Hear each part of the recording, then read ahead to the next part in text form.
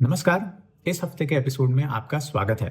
मैं हूं हर्ष वोरा और आज का वीडियो बहुत इंपॉर्टेंट रहने वाला है क्योंकि आज के वीडियो में हम यूनियन बजट के डेटा को, यूनियन बजट के फिगर्स को सिंप्लीफाई करेंगे और उनको बारीकी से एनालाइज भी करेंगे।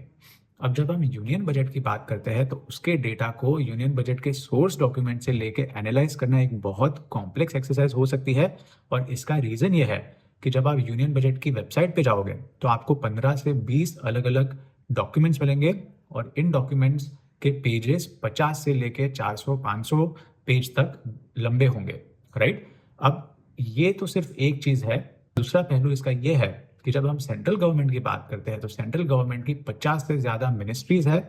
इन मिनिस्ट्रीज़ को कितना पैसा एलोकेट हो रहा है, कितना फंड्स एलोकेट हो रहा है और उसमें भी रेवेन्यू एक्सपेंडिचर के लिए यानी कि रिकरिंग एक्सपेंडिचर के लिए कितने फंड्स एलोकेट हो रहे हैं और कैपिटल एक्सपेंडिचर के लिए यानी कि लॉन्ग टर्म एक्सपेंडिचर के लिए कितने फंड्स एलोकेट हो रहे हैं, इन दोनों को सेपरेटली एनालाइज करना। इसके अलावा 50 से ज़्यादा तो मिनिस्ट्रीज है जैसे मैंने बोला, लेकिन 90 से ज़्यादा डिपार्टमेंट्स है, तो इन डिपार्टमेंट्स में कितना पैसा जा रहा है और उसके अलावा सेंट्रल गवर्नमेंट की सेंट्रली स्पॉन्सर्ड स्कीम्स जिसको CSS बोलते हैं, पीएम प्रधानमंत्री किसान योजना ले लो आप, या फिर नेशनल हेल्थ मिशन ले लो, या फिर प्रधानमंत्री ग्राम सड़क योजना ले लो, या फिर मनरेगा ले लो। तो इन सेंट्रली स्पॉन्सर्ड स्कीम्स जिसमें से ज़्यादातर फंडिंग सेंट्रल गवर्नमेंट करती है लेकिन थोड़ा सा फंडिंग स्टेट गवर्नमेंट भी करती है। सेंट्रली स्पॉन्सर्ड स्कीम्स में कितना पैसा एलोकेट हुआ है, पिछले साल कितना हुआ था और आगे आने वाले साल में कितना एलोकेट किया है गवर्नमेंट में, ये सारे फिगर्स लेके उनको सिंप्लीफाई करके एनालाइज करना एक बहुत कॉम्प्लेक्स और टाइम कंज्यूमिंग एक्सरसाइज होती है जिसको इस वीडियो में हम सिंप्लीफाई करके देखेंगे, राइट? तो चलिए शुरू करते हैं बेसिक से। सबसे पहले आपको पता होगा कि जब भी हम कॉर्पोरेट्स के फाइनेंशियल्स देखते हैं, कंपनीज के फाइनेंशियल्स देखते हैं, तो उसका प्रॉफिट एंड लॉस स्टेटमेंट में रेवेन्यू होता है। रेवेन्यू में से एक्सपेंडिचर माइनस करो, एक्सपेंसेस माइनस करो, तो हमें मिलता है नेट प्रॉफिट या net loss, very simple terms में, राइट? अब कंपनीज का जो रेवेन्यू है वो कहाँ से आता है? वो प्रोडक्ट्स एंड सर्विसेज को बेच के आता है, राइट? रेवेन्यू। लेकिन जब हम सेंट्रल गवर्नमेंट की बात करते हैं, यूनियन गवर्नमेंट की बात करते हैं, अच्छा ये एक इंपॉर्टेंट डिस्टिंक्शन है कि आप कहीं भी कॉन्स्टिट्यूशन में देखोगे तो वो हमेशा यूनियन का वर्ड यूज किया गया है, सेंटर वर्ड यूज नहीं किया गया। सेंट्रल गवर्नमेंट को रिफर करने के लिए यूनियन यूज किया गया है, सेंटर को रिफर नहीं किया गया और इसका रीजन ये है, इनफैक्ट यूनियन बजट कहते हैं हम, सेंट्रल बजट नहीं कहते, इवन दो उसमें स्टेट गवर्नमेंट्स के बजट इंक्लूड नहीं होते। ये एनुअल एक्सरसाइज जो होती है उसको यूनियन बजट क्यों बोलते हैं? क्योंकि इंडिया जो है वो यूनियन ऑफ स्टेट्स है, तो उसको यूनियन ऑफ, इनफैक्ट जब सेंट्रल गवर्नमेंट के कुछ रेवेन्यूज हो तो ये टैक्स रेवेन्यूज जो है वो भी सेंट्रल गवर्नमेंट को उसका थोड़ा हिस्सा स्टेट गवर्नमेंट को पास ऑन करना पड़ता है, ट्रांसफर करना पड़ता है, राइट? तो इंडिया जो है वो यूनियन का स्टेट्स है, इसीलिए सेंटर को यूनियन का कॉन्स्टिट्यूशन में, कहीं भी कॉन्स्टिट्यूशन में आपको सेंटर वर्ड नहीं मिलेगा, राइट? तो इसीलिए हम यूनियन बजट बोलते हैं उसको। अच्छा, तो यूनियन गवर्नमेंट यानी कि सेंट्रल गवर्नमेंट को के जो रेवेन्यूज है वो कहाँ से आते हैं? वेल, सेंट्रल गवर्नमेंट कोई धंधा तो नहीं करती डायरेक्टली, लेकिन सेंट्रल गवर्नमेंट का स्टेक होता है, प्रेसिडेंट का स्टेक होता है PSUs में, पब्लिक सेक्टर एंटरप्राइजेस में, गवर्नमेंट कंपनीज में, राइट? चाहे हिंदुस्तान यूनिलीवर ले लो या स्टेट बैंक ऑफ इंडिया ले लो या बैंक ऑफ इंडिया ले लो या BSNL ले लो या BPCL ले लो, इसमें सेंट्रल गवर्नमेंट का प्रेसिडेंट का स्टेक होता है। और जब भी PSU कंपनीज प्रॉफिट जनरेट करती है, मानो ONGC ने प्रॉफिट जनरेट किया, तो इस प्रॉफिट में से जितना भी सेंट्रल गवर्नमेंट का स्टेक हो, मानो 70%, 80% स्टेक हो या 60% स्टेक हो, तो उतना डिविडेंड सेंट्रल गवर्नमेंट को PSUs देती है हर साल। तो ये डिविडेंड जो है वो सेंट्रल गवर्नमेंट का रेवेन्यू हो गया, राइट? अब जो डिविडेंड्स है वो रेवेन्यू का बहुत छोटा पार्ट है। मेजर रेवेन्यू जो सेंट्रल गवर्नमेंट का होता है वो होता है टैक्सेस, राइट? टैक्सेस जो सेंट्रल गवर्नमेंट को मिलते हैं वो टैक्स रेवेन्यूज गवर्नमेंट आगे जाके स्पेंड करती है। टैक्सेस की हम बात करें तो दो तरह के मेजर टैक्सेस होते हैं, एक होता है डायरेक्ट टैक्स, दूसरा होता है इनडायरेक्ट टैक्स।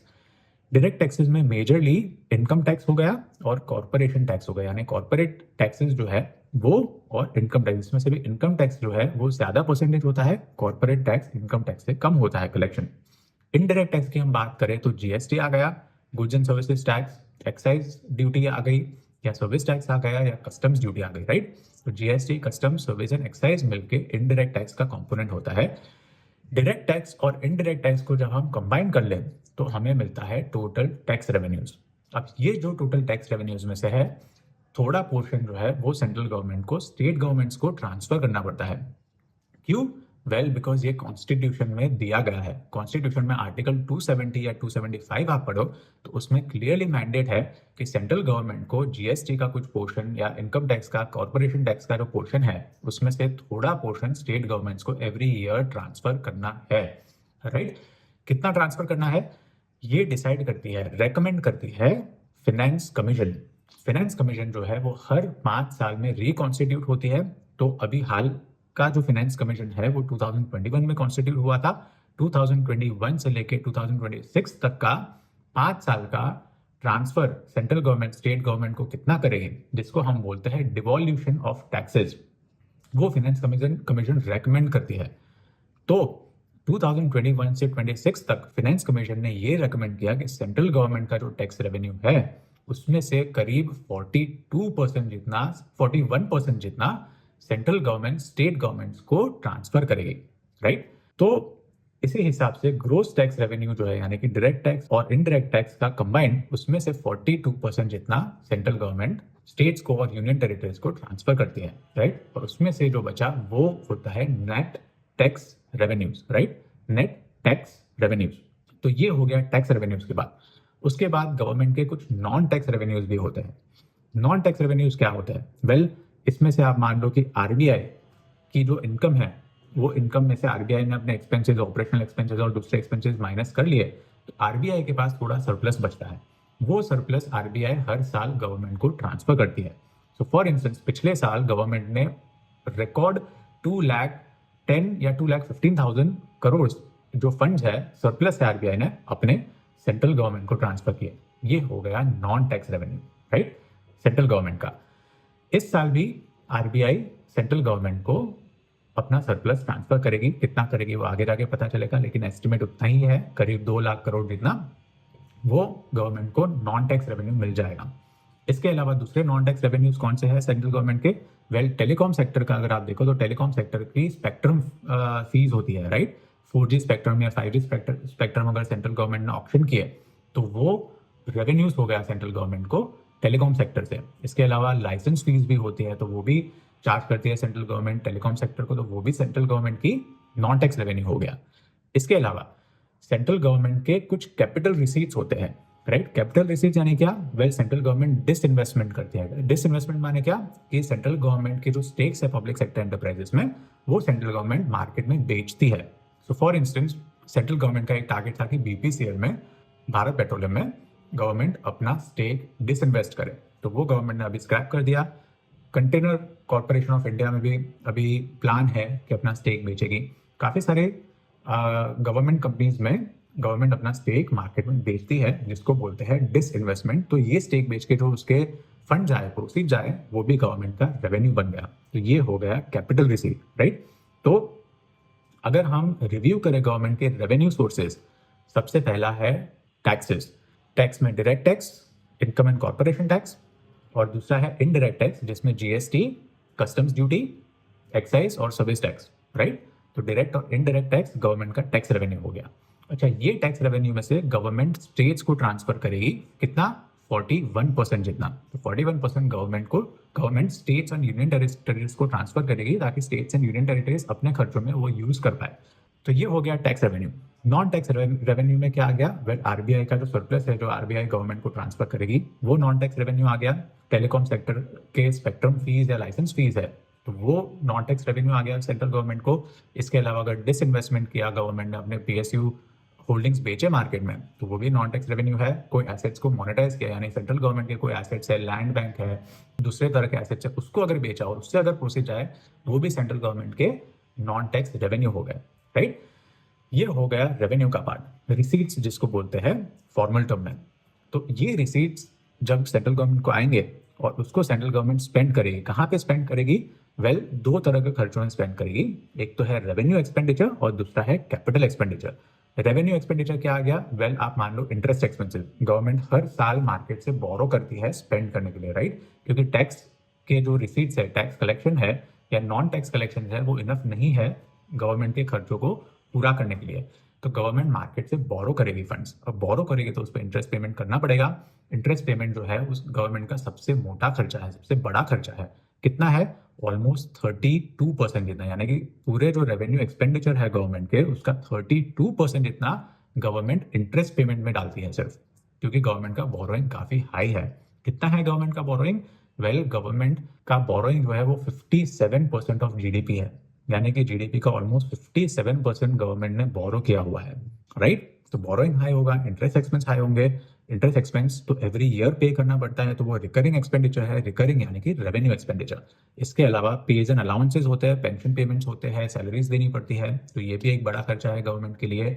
सब्सिडीज देनी पड़ती है फूड, फर्टिलाइजर में, ऑयल में, तो ये सब्सिडीज जो है ये भी एक रिकरिंग एक्सपेंडिचर है, क्योंकि सब्सिडीज हर साल देनी पड़ती है, तो ये रेवेन्यू एक्सपेंडिचर हो गया। देन अपने डिपार्टमेंट्स, मिनिस्ट्रीज चलाने के लिए जो ऑपरेशनल खर्चा है, एडमिनिस्ट्रेटिव खर्चा है, ये सारा रेवेन्यू एक्सपेंडिचर हो गया, क्योंकि इससे ये एवरी ईयर रिकरिंग है, राइट?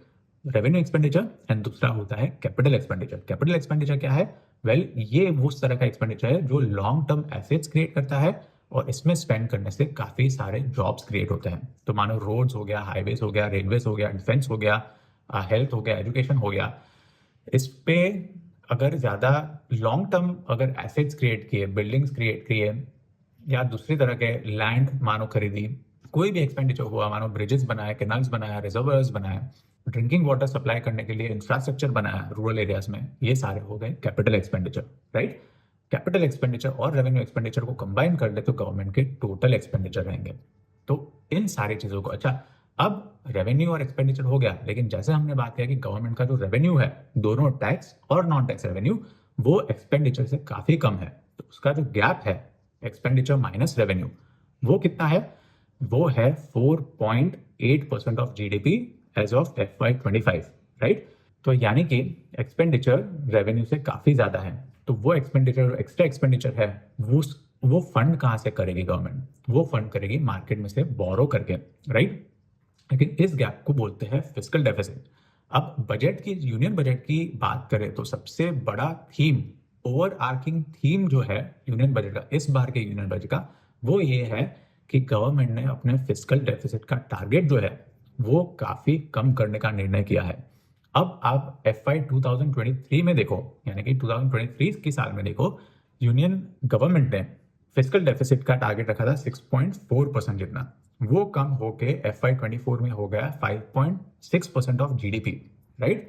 फिर FY25 में 5.6% ऑफ जीडीपी से कम होके 4.8% ऑफ जीडीपी हो गया, और FY26 यानी कि आने वाले साल में गवर्नमेंट ने फिस्कल डेफिसिट का टारगेट रखा है 4.4%। तो ये एक काफी कमेंडेबल चीज है, प्रशंसनीय है। सेंट्रल गवर्नमेंट ने अपना फिस्कल डेफिसिट कम करने का निर्णय किया है। अब फिस्कल डेफिसिट क्यों कम करने का निर्णय किया है? क्योंकि जैसे हमने बात किया कि अगर खर्चे रेवेन्यू से ज्यादा होंगे तो फिर गवर्नमेंट वो ज्यादा खर्चे जो है वो कहाँ से करेगी? मार्केट से बोरो करके करेगी। अब मार्केट से बोरो करेगी तो सेंट्रल गवर्नमेंट का इंटरेस्ट एक्सपेंस बढ़ते जाएगा।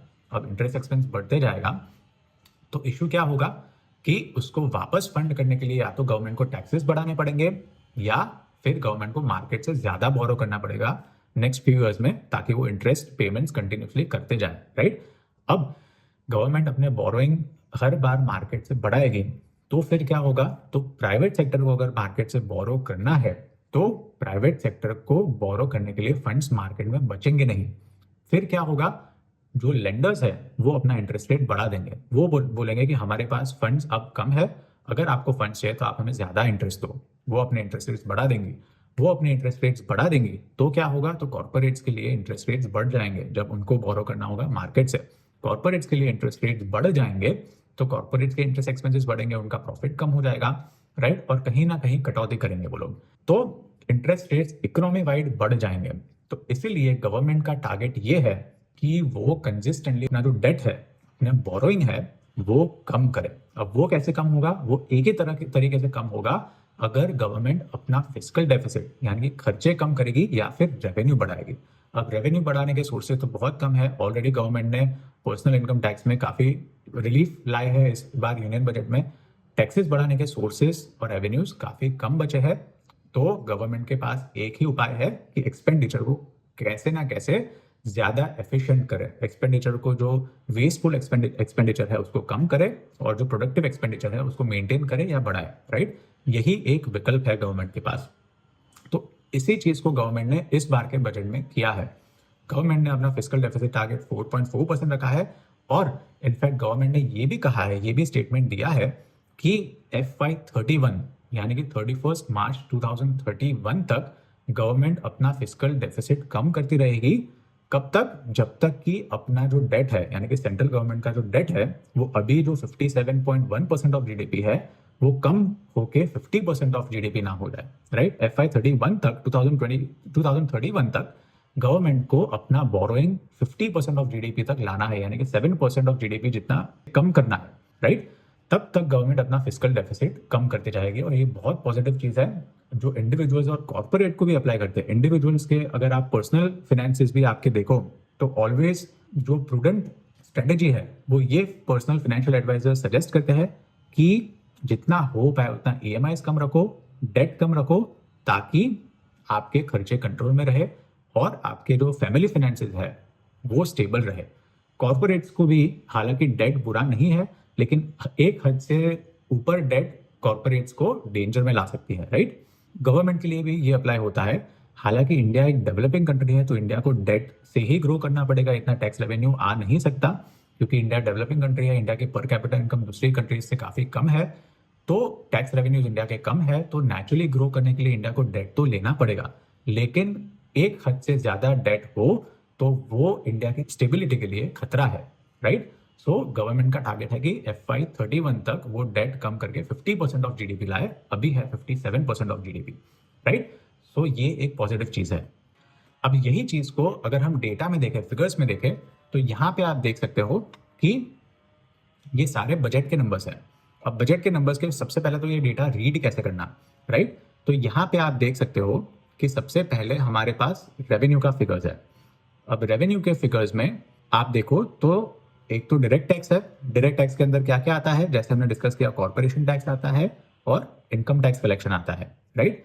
इनडायरेक्ट टैक्सेस उसके बाद है। इनडायरेक्ट टैक्स में जीएसटी आता है, जीएसटी के अंडर में CGST सेंट्रल गवर्नमेंट का जीएसटी कलेक्शन और IGST इंटीग्रेटेड जीएसटी कलेक्शन और कंपेंसेशन सेस। तो जीएसटी कलेक्शन के बाद दूसरा है कस्टम्स ड्यूटी कलेक्शन, तीसरा है एक्साइज ड्यूटी कलेक्शन और थर्ड है रेवेन्यू टैक्स। ये सारे गवर्नमेंट के इनडायरेक्ट टैक्स कलेक्शन है। इनडायरेक्ट टैक्स और डायरेक्ट टैक्स को मिला के हमें मिलता है ग्रोस टैक्स रेवेन्यू। क्या मिलता है? Gross tax revenue, right? Again to repeat, direct tax और इनडायरेक्ट टैक्सेस को ऐड करें तो हमें मिलता है ग्रोस टैक्स रेवेन्यूज। क्यों ग्रोस टैक्स रेवेन्यूज? क्योंकि ये ग्रोस टैक्स रेवेन्यूज का जो फिगर है, यानी कि इनडायरेक्ट टैक्स और डायरेक्ट टैक्स को कंबाइन करके उसमें से ऑलमोस्ट 41% जितना स्टेट्स एंड यूटीज यानी यूनियन टेरिटरीज को सेंट्रल गवर्नमेंट ट्रांसफर करेगी एज पर कॉन्स्टिट्यूशनल प्रोविजंस। ये ग्रोस टैक्स रेवेन्यू जो है उसमें से सेंट्रल गवर्नमेंट यूटीज को ट्रांसफर करेगी, तो वो ग्रोस टैक्स रेवेन्यूज में से ये माइनस होगा, राइट? ये माइनस होगा तो हमें मिलेगा नेट टैक्स रेवेन्यूज, राइट? तो ये हो गया नेट टैक्स रेवेन्यू का फिगर। अब नेट टैक्स रेवेन्यू के बाद हमें एनालाइज करना है non tax revenues. Non tax revenues में जैसे हमने डिस्कस किया, हमारे पास है आरबीआई का ट्रांसफर, जो आरबीआई का सरप्लस है वो आरबीआई सेंट्रल गवर्नमेंट को ट्रांसफर करेगी, तो वो सेंट्रल गवर्नमेंट के लिए रेवेन्यू हो गया। देन टेलीकम्युनिकेशन यानी कि टेलीकॉम सेक्टर से जो सेंट्रल गवर्नमेंट को रेवेन्यू आता है, चाहे वो स्पेक्ट्रम फीस हो या फिर लाइसेंस फीस हो, तो वो सेंट्रल गवर्नमेंट का रेवेन्यू सोर्स हो गया। एंड देन सेंट्रल गवर्नमेंट को डिविडेंड्स एंड इंटरेस्ट इनकम भी मिलती है PSU से, तो वो भी रेवेन्यू हो गया। टैक्स और नॉन टैक्स दोनों रेवेन्यूज को जब हम कंबाइन करते हैं, टैक्स और नॉन टैक्स रेवेन्यू दोनों को हम कंबाइन करते हैं, तो हमें मिलता है रेवेन्यू रिसीट्स, राइट? क्या मिलती है? Revenue receipts, right? तो again to revise, direct tax और इनडायरेक्ट टैक्स को कंबाइन करेंगे तो हमें मिलेगा ग्रोस टैक्स रेवेन्यू। इसको ग्रोस क्यों बोलते हैं? क्योंकि इसमें से central government states and union territories को 41% जितना फंड्स ट्रांसफर करेगी। तो ग्रोस टैक्स रेवेन्यू में से हम माइनस करेंगे transfers to states and UTs, तो हमें मिलेगा net tax revenue. Net tax revenue plus non tax revenue अगर हम देखेंगे तो हमें मिलेगा रेवेन्यू रिसीट्स। रेवेन्यू रिसीट्स यानी कि जो रिकरिंग है, हर साल गवर्नमेंट को टैक्स रिसीट्स तो मिलने वाली है, हर साल गवर्नमेंट को डिविडेंड्स भी मिलने वाले हैं, हर साल गवर्नमेंट को आरबीआई का सरप्लस ट्रांसफर भी मिलने वाला है, राइट। तो ये रेवेन्यू रिसीट्स हो गई, रेवेन्यू यानी कि रिकरिंग रिसीट्स। इसके बाद हम नॉन रिकरिंग जिसको बोलते हैं कैपिटल रिसीट्स, उसको भी ऐड करेंगे। कैपिटल रिसीट्स में मेजर करके है डिसइन्वेस्टमेंट्स, राइट। यानी कि गवर्नमेंट पीएसयूज में स्टेक बेचेगी। अब ये स्टेक हर साल बेचेगी या फिर नहीं बेचेगी, राइट।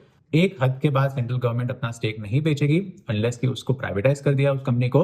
तो ये रिकरिंग रेवेन्यू सेंट्रल गवर्नमेंट का नहीं है, ये हो गया कैपिटल रेवेन्यू, राइट। इसको बोलते हैं non debt capital receipt formal term में, राइट। तो रेवेन्यू रिसीट्स जो है, जो हमने ऊपर देखा, revenue receipts plus non debt capital receipts आप देखो तो हमें मिलेगा total receipts, right. So for instance non debt capital receipts plus revenue receipts यानी कि recurring plus non recurring revenue जो है गवर्नमेंट का, रिसीट्स जो है उनको ऐड करेंगे तो हमें मिलेगा टोटल रिसीट्स, राइट। अब FY 2026 के बजट एस्टिमेट के हिसाब से गवर्नमेंट एस्टिमेट कर रही है कि गवर्नमेंट के टोटल रिसीट्स यानी कि टैक्स रिसीट्स और नॉन टैक्स रिसीट्स इन सारों को मिला के गवर्नमेंट का टोटल रिसीट्स होंगे 34,96,000 करोड़, राइट। ऑलमोस्ट 35 लाख करोड़, यानी कि टोटल रेवेन्यू मिला के गवर्नमेंट एस्टिमेट कर रही है अगले साल 35 लाख करोड़ जितना रिसीट हो सकता है गवर्नमेंट का। अब ये रिसीट के अगेंस्ट में गवर्नमेंट के रेवेन्यू एक्सपेंडिचर्स और कैपिटल एक्सपेंडिचर खर्चे कितने होने वाले, राइट। तो सबसे पहले हम रेवेन्यू एक्सपेंडिचर की बात करें तो रेवेन्यू एक्सपेंडिचर में जैसे हमने डिस्कस किया था कि सबसे बड़ा है इंटरेस्ट पेमेंट्स, क्योंकि गवर्नमेंट बोरो करती है मार्केट से अपने कुछ खर्चों को फंड करने के लिए, रेवेन्यू इनफ नहीं है तो गवर्नमेंट मार्केट से बोरो करके खर्चे कर रही है। वो मार्केट से बोरो करके गवर्नमेंट को इंटरेस्ट पेमेंट्स करना पड़ता है। वो interest payments total revenue expenditure का कितना पार्ट है? वेल वो है 32%। हाँ, जो सबसे बड़ा कंपोनेंट रेवेन्यू एक्सपेंडिचर का है वो है इंटरेस्ट पेमेंट। गवर्नमेंट ने एस्टिमेट किया है कि अगले साल करीब करीब 13 लाख करोड़ जितना इंटरेस्ट पेमेंट गवर्नमेंट को करना पड़ेगा, जो कि पिछले साल से ऑलमोस्ट 5% ज्यादा है, राइट। सो 5 परसेंटेज पॉइंट ज्यादा है, यानी कि 12% ज्यादा है पिछले साल की कंपैरिजन से इंटरेस्ट पेमेंट। अच्छा, दूसरे रेवेन्यू एक्सपेंडिचर्स कौन से हैं गवर्नमेंट के? सब्सिडीज। ये भी हर साल सब्सिडीज तो गवर्नमेंट को देनी पड़ेगी, अनलेस सब्सिडीज कम कर दे, वो पॉलिटिकली पॉसिबल है नहीं, राइट। तो फूड में गवर्नमेंट सब्सिडी देती है, फर्टिलाइजर में सब्सिडी देती है, हालांकि ऑयल में सब्सिडी काफी कम कर दी है लेकिन फिर भी थोड़ी थोड़ी सब्सिडीज ऑयल में जाती है। तो फूड में, फर्टिलाइजर में और ऑयल में, तीनों में आप सब्सिडीज करो तो करीब करीब 4 लाख करोड़ जितनी सब्सिडीज हर साल पेमेंट करनी पड़ती है, राइट। उसके अलावा page and allowances and pension है जो भी हर साल देना पड़ता है, तो ये रिकरिंग है इसलिए रेवेन्यू एक्सपेंडिचर के अंडर में आएगा और वो टोटल रेवेन्यू एक्सपेंडिचर का करीब करीब 20% है, राइट। इंटरेस्ट पेमेंट जो है वो 32% है, सबसे हाईएस्ट। फिर उसके बाद सेकंड हाईएस्ट कंपोनेंट है पेज अलाउंसेज एंड पेंशन, यानी कि सैलरीज और पेंशन जो है, एम्प्लॉय कंपेंसेशन, वो करीब करीब 20% है रेवेन्यू एक्सपेंडिचर का, और सब्सिडीज जो है वो करीब करीब 10% है रेवेन्यू एक्सपेंडिचर का। तो थर्ड मेजर कंपोनेंट है सब्सिडीज, राइट। उसके बाद कुछ revenue expenditure agriculture and farmers welfare में जाता है, एजुकेशन में रेवेन्यू एक्सपेंडिचर रिकरिंग एक्सपेंडिचर होता है, हेल्थ एंड फैमिली वेलफेयर में, रूरल डेवलपमेंट में और दूसरी सारी मिनिस्ट्रीज में जाता है, राइट। तो ये सारा मिला के रेवेन्यू एक्सपेंडिचर होता है जो कि गवर्नमेंट के हिसाब से है करीब करीब 39,44,000 करोड़ जितना रेवेन्यू एक्सपेंडिचर है। अब रिमेंबर हमने टोटल रिसीट्स गवर्नमेंट की देखी थी, वो कितनी है? अराउंड 35 लाख करोड़। और रेवेन्यू एक्सपेंडिचर, अभी तो कैपिटल एक्सपेंडिचर देखा ही नहीं हमने, सिर्फ रेवेन्यू एक्सपेंडिचर आप देखो तो वो टोटल रिसीट्स से भी ज्यादा है, राइट, रिकरिंग एक्सपेंडिचर। और ये रेवेन्यू एक्सपेंडिचर कोई लॉन्ग टर्म एसेट्स क्रिएट नहीं करते हैं, ना ही long term job creation, additional job creation create करता है। वो तो एग्जिस्टिंग एम्प्लॉयज की सैलरीज में जाता है या फिर इंटरेस्ट पेमेंट्स में जाता है या सब्सिडीज देने में जाता है। ये लॉन्ग टर्म जॉब्स क्रिएट नहीं करता, ना ही लॉन्ग टर्म एसेट्स क्रिएट करता है। तो टोटल रिसीट्स से ज्यादा रेवेन्यू एक्सपेंडिचर ऑलरेडी हमारा हो गया है। अब इसके बाद अगर आप कैपिटल एक्सपेंडिचर देखो, राइट, यानी कि गवर्नमेंट इंफ्रास्ट्रक्चर में कितना इन्वेस्टमेंट कर रही है, राइट, या कितना इन्वेस्टमेंट प्लान किया है, तो कैपिटल एक्सपेंडिचर सरकार ने अगले साल FY 26 में करीब करीब 11,21,000 करोड़ जितना करने का निर्णय किया है, जो कि FY 25 की कंपैरिजन से ऑलमोस्ट 10% ज्यादा है, राइट। अब कैपिटल एक्सपेंडिचर में क्या क्या आता है? कैपिटल एक्सपेंडिचर में आ गया defence, railways, roadways, right, housing and urban affairs, और दूसरी जो मिनिस्ट्रीज है उनको कैपिटल एक्सपेंडिचर के लिए फंड्स एलोकेट किए हैं, वो सारे कैपिटल एक्सपेंडिचर में आ जाते हैं, राइट। अब रेवेन्यू और कैपिटल एक्सपेंडिचर को ऐड करें तो हमें मिलेगा टोटल एक्सपेंडिचर। अब रिमेंबर, रेवेन्यू रिसीट्स थी 35 लाख करोड़ और टोटल रिसीट्स जो गवर्नमेंट की थी, रिमेंबर, वो थी 35 लाख करोड़। रेवेन्यू और कैपिटल रिसीट्स दोनों को मिला के, और टोटल एक्सपेंडिचर गवर्नमेंट ने कितना प्लान किया है अगले साल, वो क्या है, करीब करीब 50 या 51 लाख करोड़।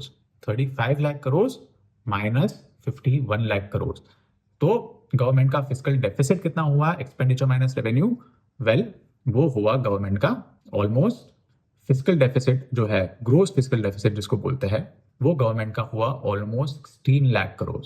यानी कि एक्सपेंडिचर्स जो है वो गवर्नमेंट की रिसीट्स की कंपैरिजन से 15,68,000 करोड़ ज्यादा है। 15,68,000 करोड़ गवर्नमेंट लाएगी कहाँ से, वो लाएगी गवर्नमेंट मार्केट में से बोरो करके। तो यूनियन बजट में गवर्नमेंट ने ये बताया है कि गवर्नमेंट मार्केट से करीब 14,82,000 करोड़ जितना बोरो करेगी ये स्पेंडिंग करने के लिए, राइट। तो एग्जैक्ट सेम नहीं है, 80 से 85,000 करोड़ जितना डिफरेंस एडिशनल जो है वो मार्केट से बोरो नहीं कर रही है गवर्नमेंट। तो वो कहाँ से बोरो करेगी, वेल वो गवर्नमेंट बोरो करेगी नेशनल सेविंग स्कीम्स जो है उसमें, नेशनल सेविंग स्कीम्स फंड जो है उसमें से। नेशनल सेविंग स्कीम फंड क्या है, वेल जो पब्लिक प्रोविडेंट फंड है या एम्प्लॉय प्रोविडेंट फंड है या नेशनल सेविंग सर्टिफिकेट्स है, ये सारे जो है इसके जो जब आप ETC का डिडक्शन लेने के लिए पहले करते थे ओल्ड स्कीम के हिसाब से, पेमेंट करते हैं 1.5 लाख का, ये सारा इकट्ठा होता है, उसमें से गवर्नमेंट बोरो करती है स्पेंड करने के लिए, राइट, और उसमें से आपको इंटरेस्ट देती है वो बोरोइंग पे। तो ये जो डिफरेंस है 82,000 करोड़ का, 85,000 करोड़ का, वो government NSSF national saving scheme fund में से हो सकता है बोरो करे, राइट। लेकिन फिस्कल डेफिसिट ये जो है 14,82,000 करोड़, वो 4.4% ऑफ एक्सपेक्टेड GDP होगा FY26 का, राइट। अब FY26 के बजट की बात करें तो गवर्नमेंट के जो रेवेन्यूज है 35 लाख करोड़, राइट, जो रिसीट्स है, टोटल रिसीट्स 35 लाख करोड़, वो FY25 के रिवाइज्ड एस्टिमेट के हिसाब से आप देखो तो 11% ग्रोथ है, 11% ज्यादा है, ऐसा गवर्नमेंट ने एस्टिमेट किया है, राइट। FY26 में 11% ज्यादा होगा। अब 11% ज्यादा होगा, इसमें से अगर आप एनालाइज करो तो गवर्नमेंट ने एक्सपेक्ट किया है कि जो डिसइन्वेस्टमेंट है, जो कि पिछले साल FY25 में गवर्नमेंट के प्लान्स के हिसाब से 34% गिरे थे, वो इस साल FY25 के रिवाइज्ड एस्टिमेट के कंपैरिजन से ऑलमोस्ट 42% बढ़ेंगे। यानी कि गवर्नमेंट प्लान कर रही है कि इस साल FY25 में 33,000 के डिसइन्वेस्टमेंट गवर्नमेंट ने किए थे, 33,000 करोड़ के, वो बढ़ के 47,000 करोड़ के होंगे, राइट। ऐसा गवर्नमेंट ने एस्टिमेट किया है। तो डिसइन्वेस्टमेंट ज्यादा है तो रेवेन्यू बढ़ेगा। इसके अलावा गवर्नमेंट ऑल्सो एक्सपेक्ट कर रही है कि जो अपने डिविडेंड्स है, डिविडेंड इनकम PSU से, वो ऑलमोस्ट 47% इंक्रीज होंगे, राइट। इसके अलावा टेलीकम्युनिकेशंस जो है, टेलीकॉम सेक्टर से जो रेवेन्यू मिलता है, स्पेक्ट्रम और लाइसेंस फीस, वो गवर्नमेंट ने एस्टिमेट किया है कि 33% से गिरेंगे, क्योंकि मे बी इस साल स्पेक्ट्रम के ऑप्शंस कम होंगे, गवर्नमेंट ने एस्टिमेट किया है, तो उससे रेवेन्यू कम होगा। लेकिन टेलीकम्युनिकेशंस का रेवेन्यू है वो नॉन टैक्स रेवेन्यू का सिर्फ 14% है, तो ये ज्यादा मायने नहीं रखता है। मेनली तो डिविडेंड जो है वो नॉन टैक्स रेवेन्यू का 50% है, और RBI का ट्रांसफर जो है, सरप्लस ट्रांसफर, वो नॉन टैक्स रेवेन्यू का ऑलमोस्ट 36% है। तो ये दोनों चीज मैटर करती है। और RBI का जो सरप्लस ट्रांसफर है वो गवर्नमेंट एस्टिमेट कर रही है कि 2,10,000 करोड़ जितना ही इस साल भी होगा, तो वो सेम लेवल का होगा। लेकिन गवर्नमेंट एक्सपेक्ट कर रही है कि डिविडेंड ज्यादा होगा, डिविडेंड इनकम, तो इसलिए नॉन टैक्स रेवेन्यू जो है वो गवर्नमेंट का 10% ज्यादा होगा, राइट, इस बार। अच्छा, अब टैक्स रेवेन्यू की बात करें तो गवर्नमेंट एस्टिमेट कर रही है कि डायरेक्ट टैक्सेस जो है वो ऑलमोस्ट 13% ग्रो होंगे इस साल। पिछले साल 14% ग्रो हुए थे, तो 13% ग्रोथ इज नॉट बैड, क्योंकि रिमेंबर कि FY25 में GDP शार्पली स्लो डाउन हुई थी। Q2 में तो ऑलमोस्ट 5.4% GDP आई थी, ग्रो किया था, जो कि बहुत शार्प स्लो डाउन था। इस साल होपफुली अगर GDP पिछले साल की यानी कि FY25 की कंपैरिजन से FY26 में GDP मॉडरेटली भी अच्छी अगर ग्रो हुई, तो डायरेक्ट टैक्स में 13% ग्रोथ फेयर है, रीजनेबल है, राइट। और डायरेक्ट टैक्स में कॉर्पोरेशन टैक्स जो है वो 10% से बढ़ेगा, गवर्नमेंट ने एस्टिमेट किया है, जो कि FY25 में FY24 के कंपैरिजन से 8% ग्रो हुआ था, तो 2% ज़्यादा ग्रो होगा next year. And personal income tax 14% से ग्रो होगा, जो कि FY25 में 24 के कंपैरिजन से 20% ग्रो हुआ था, राइट। तो 14% ग्रो, यानी कि थोड़ा personal income tax collection slow grow होगा, क्योंकि गवर्नमेंट ने काफी रिलीफ दी है पर्सनल इनकम टैक्स में इस बार। तो ये भी एक रीजनेबल अजम्पशन है आई थिंक। और कॉर्पोरेशन टैक्स और इनकम टैक्स को मिला के डायरेक्ट टैक्सेस 13% ग्रो होगी, राइट। इनडायरेक्ट टैक्स भी गवर्नमेंट ने एस्टिमेट किया है कि ऑलमोस्ट 8% ग्रो होगा, जिसमें से GST जो है वो 11% ग्रो होगा, कस्टम्स ड्यूटी 2% ग्रो होगा। तो ये भी रीजनेबल अजम्पशन है, क्योंकि अगेन इसमें GDP FY25 की कंपैरिजन में FY26 में मॉडरेटली बेटर ग्रो हो सकती है, राइट। टैक्स रेवेन्यूज जो है, ग्रोस टैक्स रेवेन्यूज वो 11% से ग्रो होंगे। नेट टैक्स रेवेन्यूज जो है वो भी 11% से ग्रो होंगे, गवर्नमेंट ने एस्टिमेट किया है, यानी कि स्टेट्स को ट्रांसफर करने के बाद। अच्छा, स्टेट्स को कितना ट्रांसफर कर रही है गवर्नमेंट? स्टेट्स को ट्रांसफर कर रही है 34% ऑफ ग्रोस टैक्स रेवेन्यूज, यानी कि डायरेक्ट टैक्स और इनडायरेक्ट टैक्स को मिला के जो टैक्स कलेक्शन है, इसको ग्रोस टैक्स रेवेन्यू बोलते हैं, उसका 34% जो है वो गवर्नमेंट, यानी कि 14,32,000 करोड़ गवर्नमेंट स्टेट्स को ट्रांसफर कर रही है। अच्छा, रिमेंबर मैंने बात किया था कि फाइनेंस कमीशन के रिकमेंडेशन के हिसाब से गवर्नमेंट को करना है 41% ट्रांसफर। इसमें 34% क्यों बता रहा है हमारे कैलकुलेशन के हिसाब से? वेल, क्योंकि ये तो स्टेट्स एंड यूनियन टेरिटरीज को डायरेक्ट ट्रांसफर है। इसके ऊपर सेंट्रली स्पॉन्सर्ड स्कीम्स जो है उसका भी ट्रांसफर गवर्नमेंट करेगी, यानी कि PM किसान योजना है, या फिर मनरेगा है, या फिर प्रधानमंत्री आवास योजना है, या प्रधानमंत्री ग्राम सड़क योजना है, उसका ट्रांसफर एडिशनल करेगी करीब करीब 10 लाख करोड़ जितना।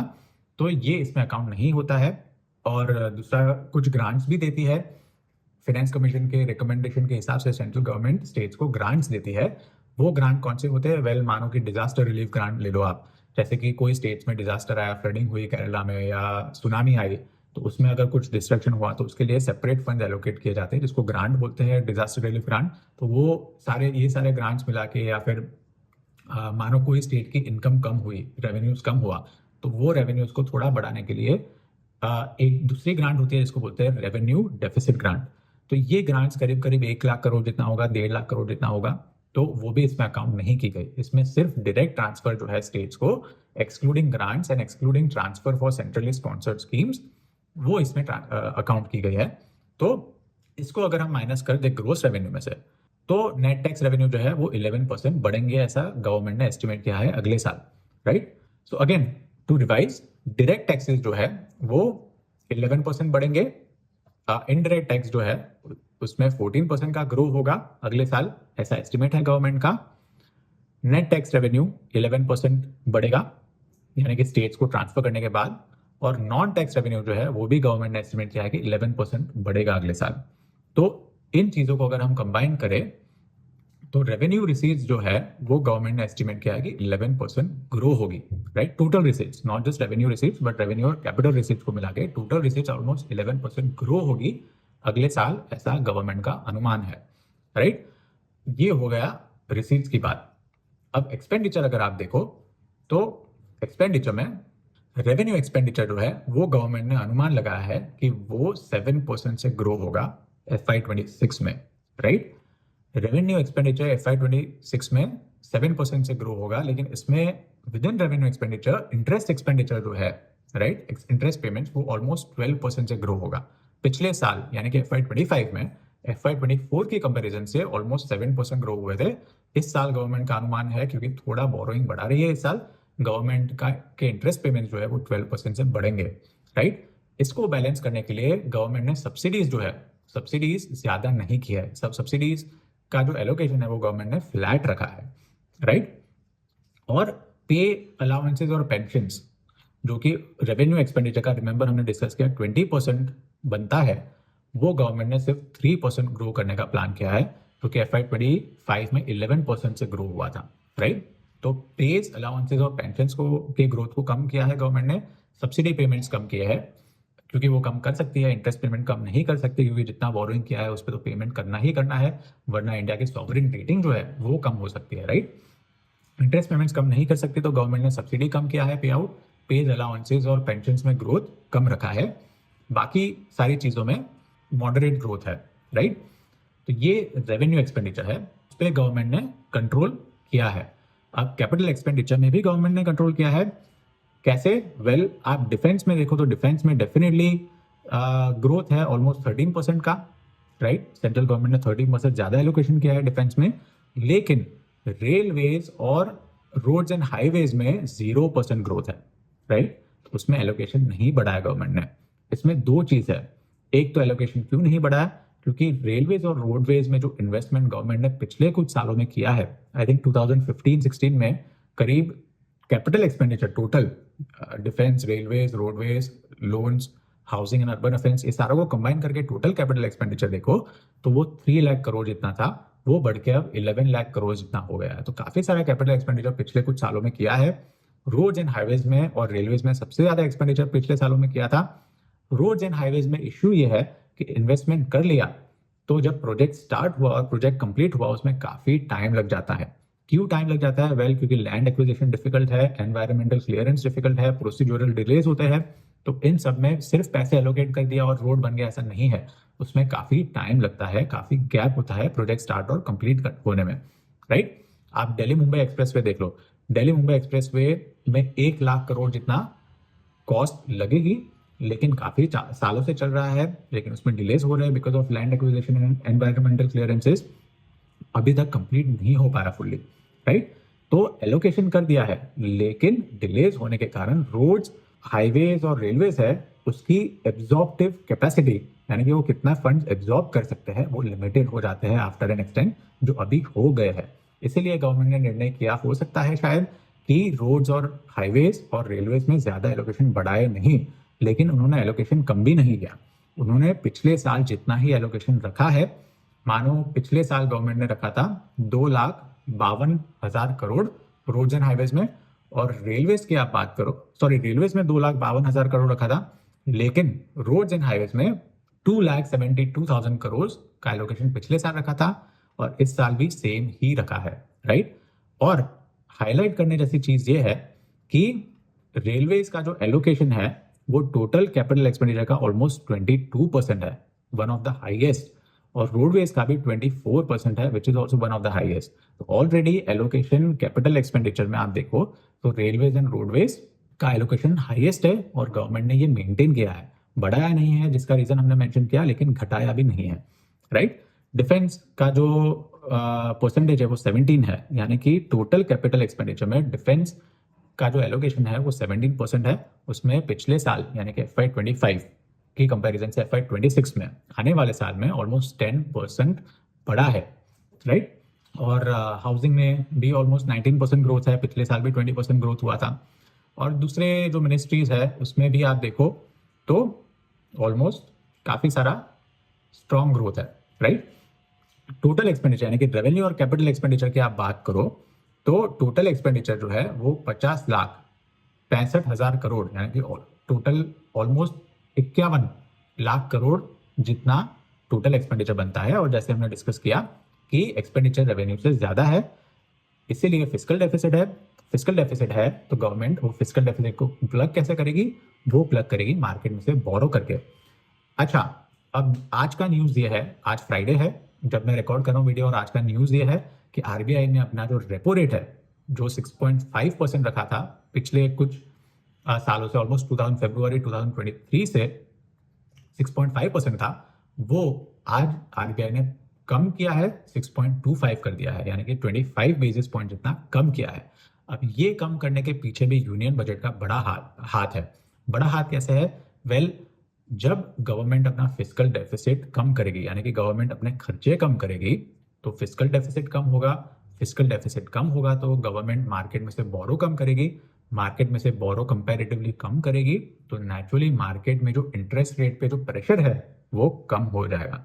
गवर्नमेंट मार्केट में नहीं जाएगी बोरो करने ज़्यादा, तो प्राइवेट सेक्टर के पास फंड्स बचेंगे, और सारे जो स्टेक होल्डर्स है, हाउस होल्ड के पास भी फंड्स, कि हाउस होल्ड को अगर बोरो करना है मार्केट से तो उनके लिए भी फंड्स बचेंगे, राइट। और फंड्स का सप्लाई ज़्यादा होगा तो नेचुरली जो कॉस्ट ऑफ फंड्स है यानी कि इंटरेस्ट रेट है उस पर प्रेशर कम होगा। उस पर प्रेशर कम होगा तो आरबीआई के पास भी स्पेस बचेगी कि वो इंटरेस्ट रेट कम कर पाए। वरना अज्यूम करो कि अगर गवर्नमेंट मार्केट से ज्यादा बोरो करती, फिस्कल डेफिसिट हाई रखती और गवर्नमेंट मार्केट से ज्यादा बोरो करती, तो फिर प्राइवेट सेक्टर के लिए, हाउस होल्ड्स के लिए मार्केट में फंड्स कम होते बोरो करने के लिए। अगर वो फंड्स कम होते फिर भी वो लोग मार्केट में जाते, लेंडर्स अपने इंटरेस्ट रेट बढ़ा देते। अगर लेंडर्स इंटरेस्ट रेट बढ़ा देते एक तरफ तो आरबीआई इंटरेस्ट रेट कम करेगी, तो वो कॉन्फ्लिक्टिंग सिग्नल हो गया, राइट। आरबीआई इंटरेस्ट रेट कम नहीं करती क्योंकि मार्केट का सिग्नल क्या है, मार्केट का सिग्नल तो ये है कि भाई मार्केट में फंड्स कम है, इंटरेस्ट रेट बढ़ने चाहिए। तो आरबीआई इंटरेस्ट रेट कम करेगी तो बैंक्स वो इंटरेस्ट रेट को आगे पास नहीं कर पाएगी, राइट। तो यूनियन बजट ने फिस्कल डेफिसिट कंट्रोल में रखा है, तो आरबीआई को स्पेस मिल गया कि वो इंटरेस्ट रेट कम कर पाए, और यही आरबीआई ने किया है, इंटरेस्ट रेट 0.25% यानी कि 25 बेसिस पॉइंट जितने कम किए हैं। तो आप एक तरह से देखो तो गवर्नमेंट और आरबीआई के बीच में कोऑर्डिनेशन अच्छा चल रहा है अभी, और ये इंडिया के लिए अच्छी बात है।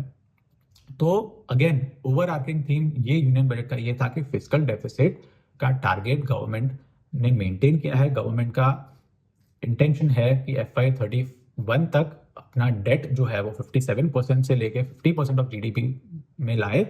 ये भी एक अच्छी बात है क्योंकि डेट रिड्यूस होगा तो गवर्नमेंट की स्पेंडिंग की जो क्वालिटी है वो अच्छी रहेगी। आज के लिए इतना ही। आई होप आज का वीडियो इंसाइटफुल रहा हो।